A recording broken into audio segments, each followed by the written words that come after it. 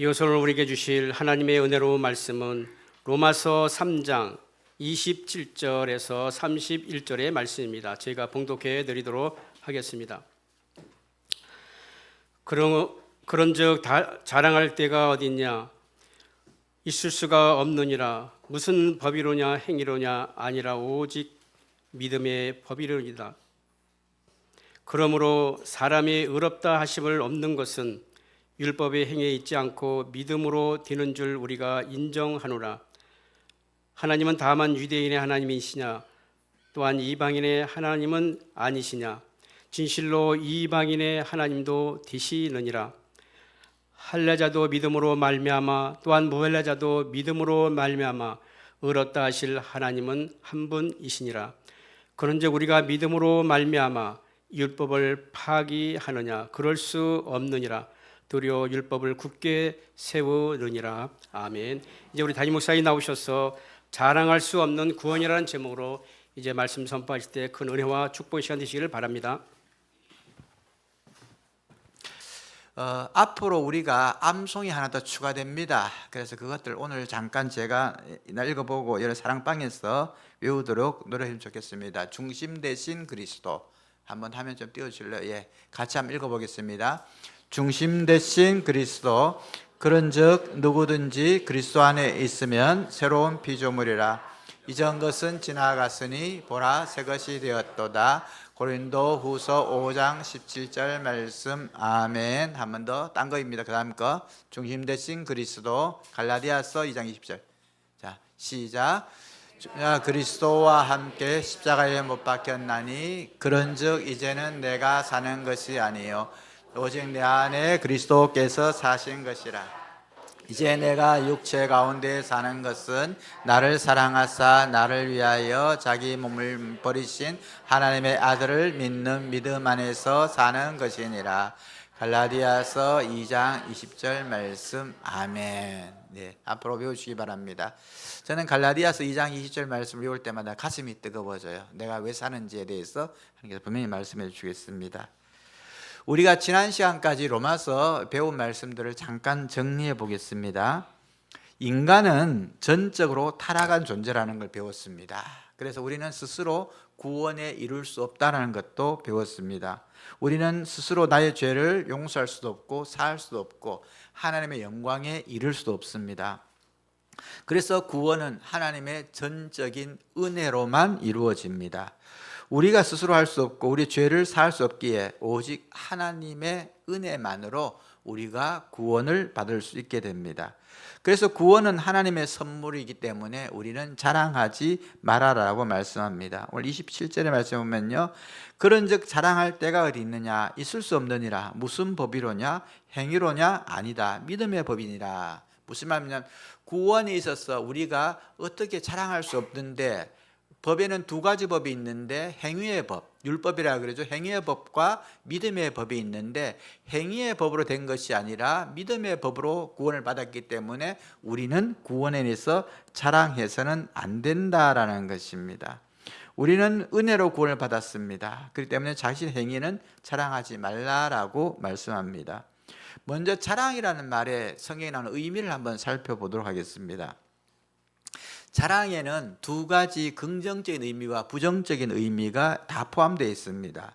긍정적인 의미에서 자랑하라라고 성경이 말할 때는요, 하나님의 은혜를 간증하는 겁니다. 내 삶에 하나님께서 이런 은혜를 베푸셨습니다 라고 간증하는 것을 자랑해요.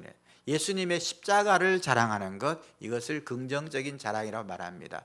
반면에 오늘 성경에서 하지 말라라는 부정적인 자랑은 뭐냐 그러면 자기의 의를 드러내는 것입니다. 자기의 공로를 세우는 자랑을 말합니다. 이것을 하지 말라. 왜? 구원에 관해서 자기의 의나 자기의 공로는 들어있지 않기 때문에, 복음은 오직 하나님의 은혜로 이루어진 것이기 때문에 거기에는 자기 자랑이 들어가서는 안 된다라는 말씀을 해주는 것입니다. 복음에는 인간의 자랑이 허용되지 않습니다. 우리의 복음에는 하나님께 영광을 돌리는 것이, 인간의 자랑은 복음 안에 들어있지 않다는 것을 말합니다. 27절에 보면요, 자랑할 때가 어디 있느냐? 자랑할 수 없다. 왜? 행위의 법으로 우리가 구원받은 것이 아니기 때문이다. 믿음의 법으로 구원받았기 때문에 우리는 자랑할 수 없다라는 것입니다. 만약에 행위의 법으로 우리가 구원을 받았다면 우리는 자랑할 만하다라는 것이에요. 행위의 법은 모세의 율법을 말합니다. 구약에 있는 모세의 율법을 다 지켰어요. 완벽하게 지켰어요. 그래서 나는 구원을 받았습니다. 그러면 자랑할 만하다. 충분히 자랑할 만하다. 왜? 나는 성경에서 하나님께서 하라는 거 다 하고 하지 말라는 거 하지 않고 생각으로도 죄를 안 짓고 살아서 구원에 이르렀다. 그러면 그거 자랑해도 된다라고 말합니다. 그러나 인간은 불가능합니다. 우리는 태어날 때부터 이 원죄를 갖고 나고요. 매 순간 짓는 것이 죄이기 때문에 스스로 우리 행위로 구원에 이루는 법을 이루는 것은 원초적으로 불가능합니다. 그래서 만약에 네가 네 행위로 구원에 이르렀다면 자랑해라. 그거 자랑할 만하다. 그러나 우리의 구원은 행위의 법에 기초하지 않는다라는 것을 말합니다. 그래서 우리에게 주신 것이 믿음의 법이죠. 이 믿음의 법은 무엇입니까? 예수님께서 우리의 구원을 위해서 다 이루어 놓으셨어요. 우리의 죄를 다 전가받으셨고 그것을 십자가에서 피 흘리시며 죽으심으로 그 죄의 값을 다 치러주시고 그 다음에 그것을 믿는 믿음을 보시고 하나님의 의를 우리에게 전가하셔가지고 그 의를 보고 구원받게 해주셨습니다. 딱 하나 여기 들어가 그냥 믿기만 하면 된다는 거예요. 이 믿음의 이 법으로 우리를 구원받게 해주셨기 때문에 여기에는 나의 공로나 나의 의지나 나의 노력이나 아무것도 안 들어가 있고 오직 하나님의 은혜만 있는 거예요. 그렇기 때문에 구원에 관해서 나의 자랑거리는 전혀 들어있지 않다. 그래서 복음에는 이 우리의 자랑이 절대적으로 배제된다는 것을 말합니다. 그래서 우리는 그저 겸손하게 주님을 섬겨야 됩니다. 그런데 문제가 있습니다. 어떤 문제 생기냐? 구원받은 이후에 우리는 하나님의 일을 하다 보니까 선한 일을 하게 됩니다. 어떤 사람은 봉사를 열심히 합니다. 어떤 사람은 전도도 많이 합니다. 선교도 하게 됩니다. 어떤 사람은 헌금도 많이 드립니다. 이러다 보니까 내가 자랑할 거리가 조금씩 생기기 시작하는 거예요. 그러니까 이것을 자기의 자랑의 도구로 활용하려고 하는 태도들이 생기기 시작하는 겁니다. 그런데 성경은 말씀합니다. 내가 하는 선한 일, 내가 행한 헌신, 내가 행한 봉사, 이것들 귀하죠. 이것은 나도 천국에 가면 하나님 앞에서 상급으로 다 받게 된다고 말씀하셨어요.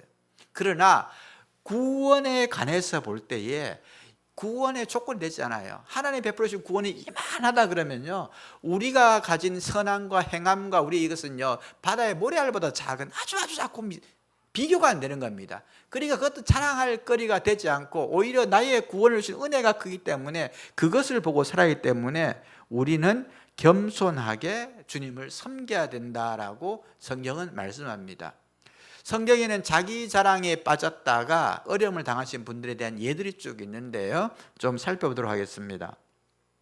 첫 번째 바리새인입니다. 성경에서는 예수님이 바리새인을 늘 책망하니까 바리새인 하면 무조건 위선자, 나쁜 사람, 이런 이미지가 딱 갇혀 있어요.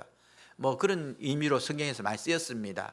그러나 이런 바리새인이 처음 등장할 때 보면요, 이분들은 믿음에 대해서 굉장히 완전한 사람들이었어요. 완벽하게 노력하려고 했던 사람들입니다. 이스라엘 백성들이 포로로 잡혀가죠. 바벨론으로 잡혀갔는데 거기에서 사람들이 믿음 생활하면서 사는 게 너무 어려워요. 핍박당하죠, 조롱받죠, 출세도 못하죠. 이러니까 변절자가 자꾸 생기는 거예요. 그럴 때에 우리들은 저런 믿음을 포기하는 저런 변절자들과 같이 하지 말고 다르게 그들과 구별되어 살자, 분리해서 살자. 분리주의자, 그게 바리새인입니다. 그때 뭐가 생기냐? 회당이 생겨요. 그래서 예수님은 회당에서 말씀을 막 가르쳤었는데요, 고국 예루살렘에 가서 예배를 못 드리니까 그곳에서 안식일마다 말씀을 보고 기도할 수 있도록 해서 회당을 만들고요, 그 다음에 고국을 향해서 매번 다니엘처럼 3번씩 기도하며 철저하게 믿음을 지켜왔습니다. 그들이 바리새파, 바리새인이라 그래요. 그래서 출발이 굉장히 좋고 훌륭했습니다. 이들은요, 포로 시절 가운데서도 기도생활, 믿음생활, 종교생활을 열심히 했습니다. 그들은 일주일에 2번 금식합니다. 월요일과 목요일에 금식을 합니다. 금식은 세상과 관계를 끊고 오직 하나님만 바라보며 기도하고 하나님만 의지하겠다는 결단이에요. 우리는 1년에 금식 한번 하기 힘들잖아요. 특별한 일이 어려울 있을 때 금식기도 하잖아요. 그런데 대체적으로 잘 안 합니다. 그런데 이들은 일주일에 2번씩이나 금식기도 합니다. 그리고 나쁜 짓을 하지 않습니다. 사회적으로 지탄이 될 만한 범죄나 나쁜 짓 전혀 하지 않습니다. 윤리적으로나 도덕적으로 다른 사람보다 훨씬 탁월성을 갖고 있습니다. 훌륭합니다. 이런 11조를 철저하게 드렸습니다. 누가복음 11장에 보면요, 박하, 운항 모든 채소의 11조를 드린다 그랬는데요, 기록들에 보면요, 씨앗 하나까지, 작은 씨앗 하나까지도 구별해 가지고 11조를 정확하게 나눠서 드렸다라고 말합니다. 철저하게 드렸습니다. 지금은 우리는 직장을 다니면서 월급으로 받았으니까 11조를 구별하기 쉬워요. 그런데 농사 짓는 분들에게는 좀 어려워요. 수입이 일정하지 않으니까, 들쑥날쑥하니까요. 제가 어릴 때 보니까 우리 조부모님께서는 이 단지 같은 걸 하나 딱 만들어 놓으시고, 뭐 계란을 팔면은 거기서 11조 때려놓으시고, 뭐 닭 팔면 이렇게, 소 팔면 이렇게, 그러니까 그걸 모아가 또 예배드리고 이렇게 구별하시더라고요. 근데 이 바리새인들은요, 그것보다 더 철저하게 씨앗 하나까지도 정확하게 구별해서 11조를 드리는 사람들이었습니다. 이거 매우 훌륭한 거예요. 이거 비판받을 거 아무것도 없습니다. 잘한 거예요. 그런데 이 잘한 귀한 이 믿음 생활, 종교 생활을요, 한 번에 망치는 예가 있습니다. 그 누가복음 18장 11절에 나와요. 바리새인이 서서 따로 기도하며 이르되 하나님이여, 나는 다른 사람들 것을 훔치지 않고 불의하지 않고 가늠하는 자들 같지 아니하고 이 세리와도 같지 아니한 것을 감사하나이다. 옆에 세리가 있었어요. 세리는 당시에 로마 제국에서 백성들의 세금을 받아가 거둬가지고 로마 제국 갖다 주는데 그러면서 자기가 중간에 좀 띵닥도 많이 하는 거예요. 저런 세리와 같지 않음을 감사합니다. 이 부분입니다, 여러분. 나의 의와 나의 공로와 나의 선한 것이 저 사람은 낫습니다. 저 인간보다 내가 나은 것을 하나님 감사합니다. 이 자기 자랑과 자기 교만, 요 태도, 요것 때문에 그들이 한 모든 좋은 것들이 다 한꺼번에 다 책망받게 되는 겁니다. 우리에게 시사하는 바가 커요. 다 열심히 잘해놓고요, 그 교만이 들어오는 바람에 이 앞에 잘했던 좋은 것들을 한꺼번에 다 망쳐버리는 것입니다. 자랑하지 말고 비교하지 말고 하나님 앞에서 받을 상급만 생각하면서 구원의 은혜만 생각하면서 살아야 되는데, 그것이 아니라 저 인간하고는 내가 달라요, 적어도 저렇게 안 사는 거 감사합니다라고 자기 우월과 자기 교만, 요것 때문에 앞에 선한 모든 것이 다 망쳐지게 됩니다. 두 번째, 우리가 벌써 구약의 히스기야라는 분이 계세요. 잘 알죠? 기도를 통해서 이 아수르의 군대를 물리쳤고요, 죽을 병에 걸렸을 때 기도를 통해서 생명 연장을 받았던 훌륭한 왕입니다. 그런데 그가 병이 다 낫고 이제 나라가 부국해지니까요, 바벨론에서 사신이 왔을 때에 뭐하냐 그러면 자기의 보물들과 무기와 모든 걸 보이면 자랑합니다. 보세요, 우리 이 정도 있습니다라고 다니면서 자랑하기 시작하는 거예요. 당시에 가장 강한 국가는 위에 아수르였어요. 아수르가 내려오면서 북쪽 이스라엘을 멸망시켰고 남쪽을 공격하다가 올라갔고, 이집트도 애굽도 먼저 강하고, 바벨론은 그 당시에는 그렇게 크진 않고 이제 막 번성하기 시작한 때였습니다. 그러니까 아마 히스기야 생각에는 아수르가 위협적이고 여기는 괜찮다고 생각했을 때 몰라요. 그러나 이사야 선지자를 통해서 하나님 말씀하시죠. 너의 그 자기 자랑 때문에 지금 네가 보여줬던 그 모든 재물과 무기들이 바벨론으로 다 옮겨지고 너희 후손은 포로가 될 것이라는 것을 말씀해 주는 부분이 이사야 39장에 나옵니다. 하나님의 은혜로 이룬 성취, 하나님의 은혜로 이룬 부라면요, 그것을 하나님께 영광을 돌리며 겸손하게 해야 되는데, 그것을 그렇게 하지 않고 자기의 영광, 자기의 의의 도구로 살 때, 내가 잘나서 내가 이만큼 잘 됐다라고 말할 때에 그 순간 하나님의 사람들은 망하게 됩니다. 은혜를 바르게 알고 겸손해야 되는데 교만이 들어와서 그 모든 줬던 것을 망하게 합니다.